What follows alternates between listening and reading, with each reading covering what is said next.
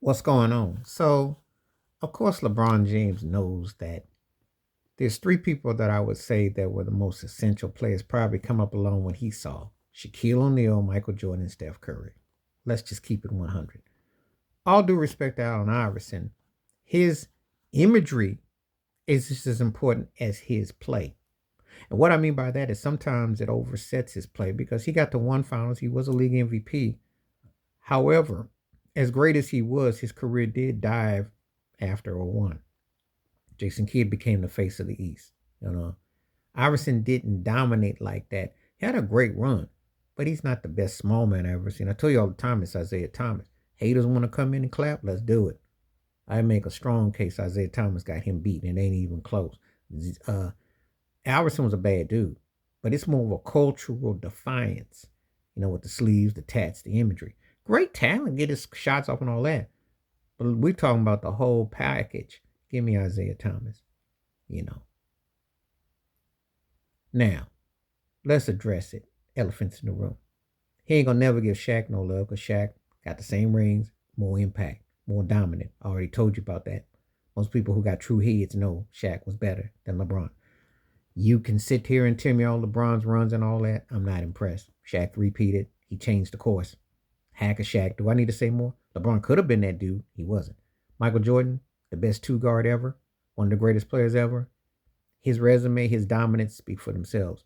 You saw that. He showed you that a two guard could win without big and take it to another level, becoming the focal point of a team and leading. No, see it. Steph Curry changed the way you know about so called position players because everybody's got to shoot a three. Everybody's got to be inside out, and he can hit you from anywhere.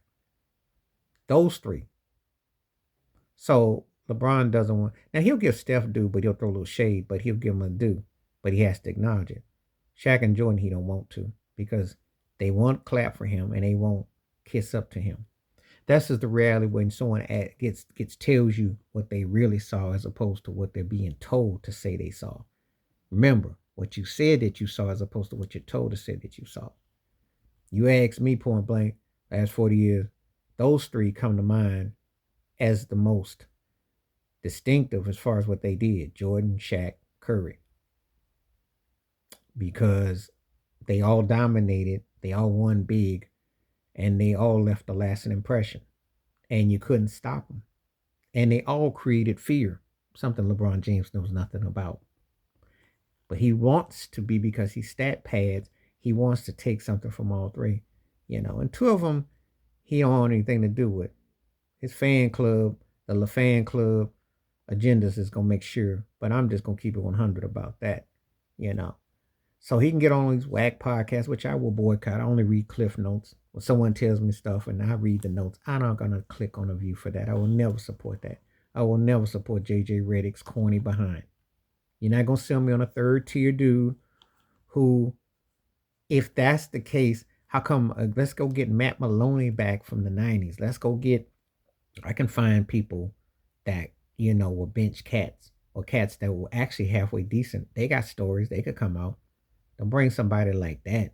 We gonna do that, you know. Danny Ainge could do a gig about Larry Bird. Paxson could do a gig about Michael Jordan.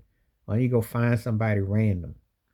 Anyway, what he was saying, there's truth about them being impactful, but he's doing it in a way to diss others.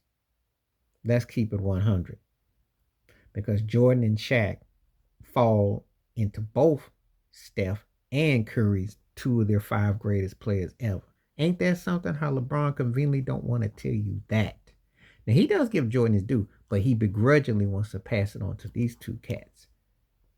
Small man's league, even though it wasn't the case when Iverson played. Because Iverson did not dominate over Shaq. He did not dominate over Tim Duncan. He did not dominate over Kevin Garnett. Just gonna keep it 100. Because Shaq, Duncan, Garnett were all what? League MVPs. Big men. So was Dirk Nowitzki.